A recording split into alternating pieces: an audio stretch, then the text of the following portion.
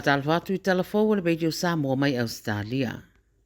Mo moatu se ripoti mai Gaza, wo o ane o sa whainga a Israel ua apiaile tu I saute o Gaza Strip, wo whasi o tiaile tu o tele o istangata Palestina, ma wo lipa tiele motu si o whasota inga I telefoni ma o nanga psosoani, ma wo toi titi a afia ato a se vaenga tele o lea whai tu. Wo wala au Israel u tangata Palestina I anga I ese mai Southern Gaza, au anga I atu o swainga I le saidi o taitai o le Hamas. Wo lipatia wo atu bai ngā au matane tau o Israelu le tu I saute o Gaza o lo iei fo I le militeri le Hamas. Whai lo fo I Israelu I whawhanua o tu ina I lunga o pengta whailangi, vai ngai au na ngā iei tangata lautele Palestina mo le saunga le mu, ma ngā ese mai no fuanga lo o maka atu moa lato o swainga. Ina ile vaneo na iei sina fide mu I lea vai panoa, ina ua malo lo taua, ai whaasa o loto I lato sa ave whapangutai tu e lua. Le fo I lau toe a mata o swainga o no ngā yoinga fo I sa whaia le Hamas, na lato ta whana I nai nisi fo I tangata Israelu. Wa iei nisi whamtalanga wangi ngai whaatau I fuafuanga masuinga fo le whainga malo o whaia I tūla fono whemalanga inga migration laws. Whai maile 9 News o tūla fono o whaatulanga le whainga malo e whaatau tangata malanga I le atunu, o le a whamamalu I tangata leo ni sitseni o Ausetalia so ria le tūla fono. Na mai pe amar se lau whaasapuru tangata na whaasa o loto mai no fuanga whaasala, ona o le whai unga na whaia le whaamsinonga mawalunga se teimi le ima mawatu, whapea so le tūla fono le lea o se teimi whaatapula a, e wha no fwai le tangata I no fuanga whapea. O se mata upolo ngulu ai lava nisi ona o le popolenga, ina nei toe sori fo ia I lātou le tūla fono ma awhia iso I fua le community, I lātou ia e toe tala mai tua mai ia no fuanga. Ele o manino le lei mai nisi o nei tūla fono, a le naunau ta inga na ia saunga le mule lau tele, e meise sa ta ua fo I stasi di poti le so, o se isi sa o fia le se lau fasa furu le ana tala I tua mai no fuanga whaasala, ua toe pu e leo leo, ona o lona oso whaia o se isi fo I tangata.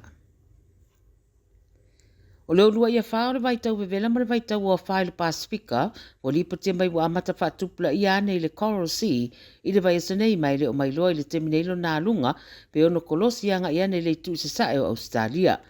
O le vaenga vai o winga o le tau o lo iei nei lunga o le ati Solomona, pe ama le afe mai la mai le tu I mātu I se sae o Cairns. Fa mai li poti o le so le ati tau wai o na avea loa maa wha, pe a whai alua I pea I le tūlanga o lo iei le teminei. O whae lo fo I le vai tau e whainga tau nei loa le alunga o le awhale nei le lumanai, a le a whaingo o Cyclone Jasper, ma lo iei fo I ma whaeilo e ono o atu I le vaenga tolu po le Category 3, lo na malosi, pe a whai te tele, a matatu le le stofi. O whautua ina I lātou e au Maui Cairns, ina ia mata I tū le awhale a masira fo I le tala o le tau. O lo iei se whaamata ua ni whesuia inga I whainga malanga I le temi pisi o le kibisi masino o whaeloa se solo te te e tangata whainga ruenga I lungo le waalele le Virgin Australia. E sidia ma le 1% o lau whainga ruenga le Virgin le au fie le socio flight attendants na o lātou palo ta umai whaia te eia mo le luasu whaitu la.